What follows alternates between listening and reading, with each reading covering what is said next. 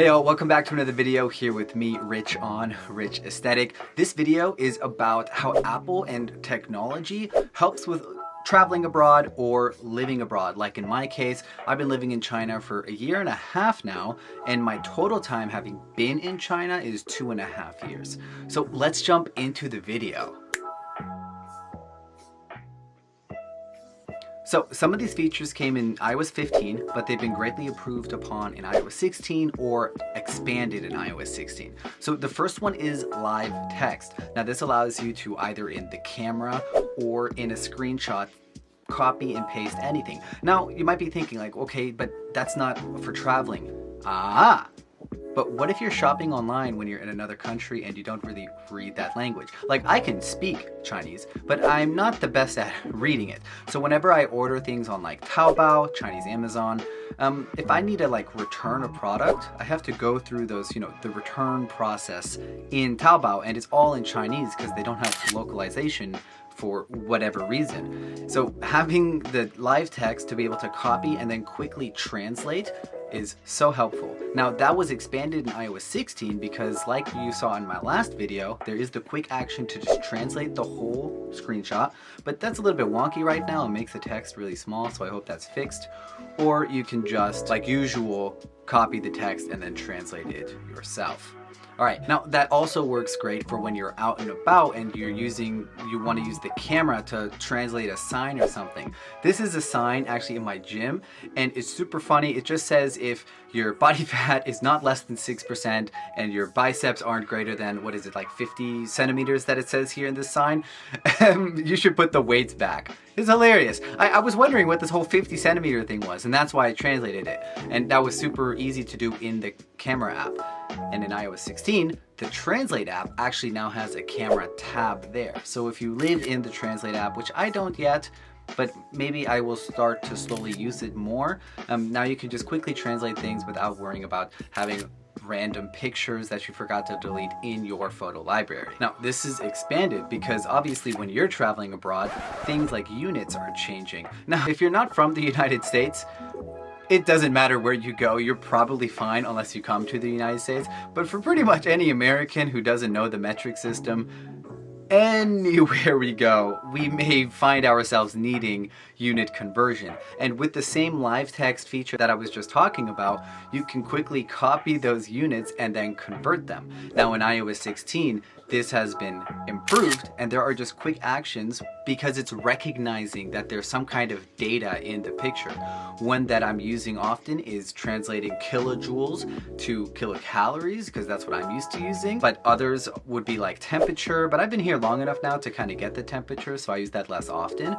But that's going to come up again later for when you're in conversation with your friends. Lastly, another way this is helpful, even more helpful than the metric system, lack knowledge thereof, currency conversion, because obviously every single country uses a different currency except if you live in the EU and you deal with weird stuff over there.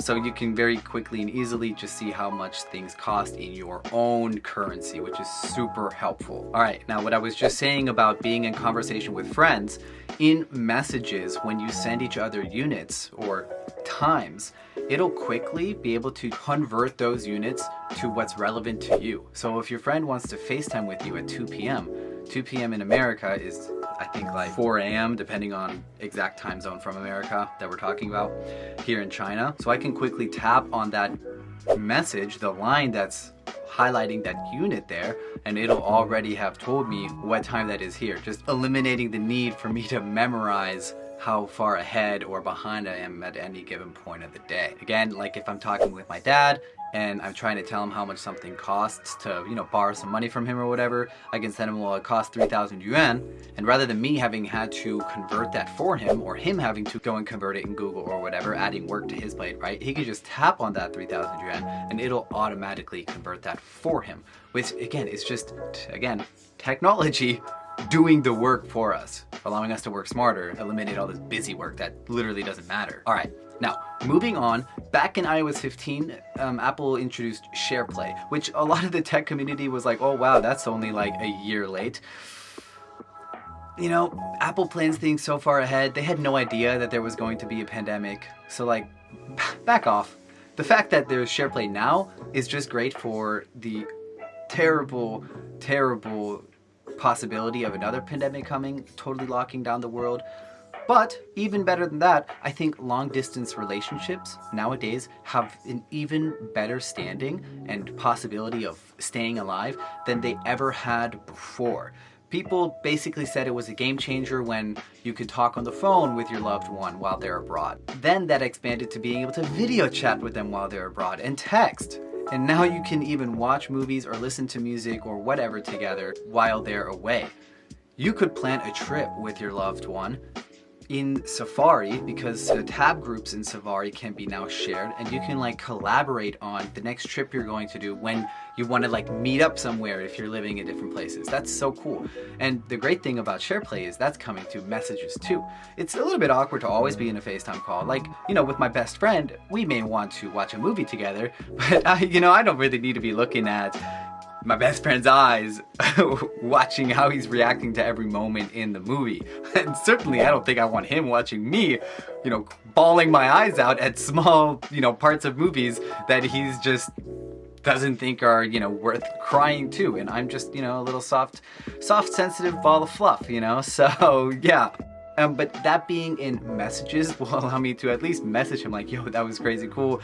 Or like, hey, I'm gonna run to the bathroom, and the movie can be paused, and then we can both continue being in the same place, allowing us to continue, have conversation about what's happening because we're in the same point in the movie. That's super cool. All right, and then finally, this one I don't think you guys would have expected, but iMessage. Yes, iMessage, I know. Super simple, but look, for people in the Apple ecosystem, iMessage is just the best thing. And the best part for someone like me, iMessage is not blocked in China. So like while all these European people here are like using WhatsApp or Viber, Telegram, I don't know, all these, other services, iMessage works in China. They do not. They have to use VPNs just to be able to message their friends. It's fucking ridiculous. Pardon my language. With iMessage, I could just message anyone and it is encrypted. The Chinese government is not going to see how I'm complaining about, them doing all this BS stuff with Nancy Pelosi over in Taiwan, for example. So iMessage is a killer feature. Don't have to use a VPN to use it. And now that's, going to differ depending on what country you go to, I guess. So let me know down in the comments below if you actually think 5 is a worthy contribution to this list. I certainly find it super helpful. Either way, that's the video for today. Thanks for, sticking around and watching this. We hit 170 subscribers, at least the last time I checked. Super cool. If you enjoyed the video, consider smashing that like button. And if you're not subscribed already, consider helping me bump that number up a little bit higher. All right, until the next one, Rich Aesthetic. That was cool.